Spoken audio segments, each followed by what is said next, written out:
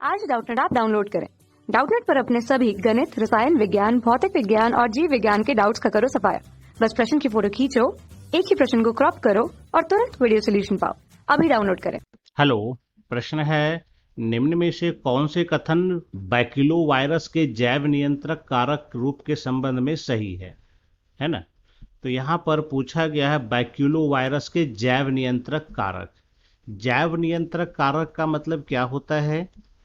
इसका मतलब होता है कि अगर कोई इंसेक्ट कीट हमारे फसलों को नुकसान पहुंचा रहा है तो हम उसे समाप्त करने के लिए उसे समाप्त करने के लिए पेस्टिसाइड जैसे रसायन का इस्तेमाल न करके हम कोई जैव एजेंट का उपयोग करते हैं जिससे कि उसका समाप्ति हो सके, है ना।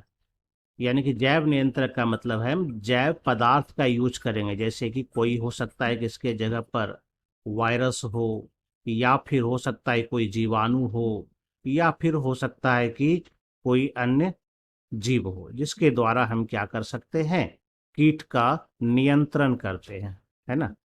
इसका नियंत्रण करेंगे हम लोग, कीट का नियंत्रण करते हैं। इसमें हम लोग रसायन का इस्तेमाल नहीं करते हैं, किसी जैव एजेंट के द्वारा हम इसका उपयोग करते हैं। और इस कड़ी में सबसे जो उत्तम किस्म का जैव नियंत्रक कारक है वो है बैक्यूलो वायरस, है ना। तो यह बैक्यूलो वायरस कीट को समाप्त करता है, चूंकि यह जो होता है किसी जाति के लिए यह विशिष्ट होता है, यानी कि विशिष्ट प्रकार के कीट को ही यह समाप्त करता है। यह सबों को नुकसान नहीं पहुंचाता है। यह बैक्यूलो वायरस न्यूक्लियो पॉलीहेड्रोवायरस होता है।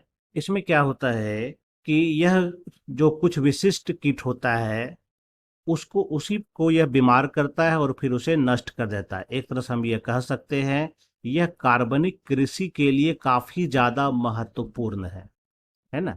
अगर हम चाहते हैं कि बिना रसायन के प्रयोग के ही हम कीट को नष्ट करके कार्बनिक कृषि करें तो उस कड़ी में ये बैक्यूलो वायरस महत्वपूर्ण एजेंट का काम करता है। तो यह क्या करता है, कार्बनिक कृषि में भी यह महत्वपूर्ण है, क्योंकि यह अन्य किसी भी जीव को नुकसान नहीं पहुंचाता है, सिर्फ और सिर्फ हानिकारक कीट को ही नुकसान पहुंचाता है, किसी प्रकार के लाभदायक कीट को नुकसान नहीं पहुंचाते। तो चलिए देखते हैं, विकल्प को देखते हैं क्या कहता है। जैसे पहला कहता है यहाँ पर कि अधिकांश बैक्यूलो वायरस जो जैव नियंत्रक कारकों की तरह प्रयोग होते हैं यह वंश न्यूक्लियो पॉलीहेड्रोवायरस में आते हैं। बिल्कुल सही है ना। ये जो बैक्यूलो वायरस होता है इसका वंश न्यूक्लियो पॉलीहेड्रोवायरस ही होता है, क्योंकि इसमें क्या होता है, न्यूक्लिक एसिड और प्रोटीन का ये बना होता है। दूसरा कहता है कि बैक्यूलो वायरस के संक्रमण तब होता है जब संवेदनशील परपोषी यानी कि कुछ विशिष्ट कीट गंदगी पर उपस्थित वायरस कणों को खाती है और फिर मर जाता है। तो ये भी सही है, क्योंकि इसमें क्या होता है, कीट जो है जिस भोजन सामग्री में यह वायरस मौजूद रहता है उसी को यह कीट खाता है और खाने के बाद कीट बीमार पड़ता है और वह मर जाता है। इस तरह से कीट नियंत्रित होता है। तो यह कथन भी सही है।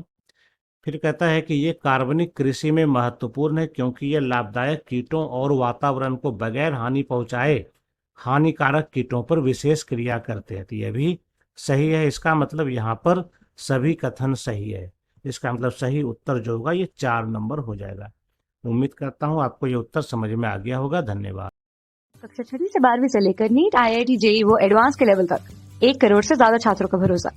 आज ही डाउनलोड करें डाउटनेट ऐप या व्हाट्सएप करें अपने सारे डाउट्स 8400 400 400 पर।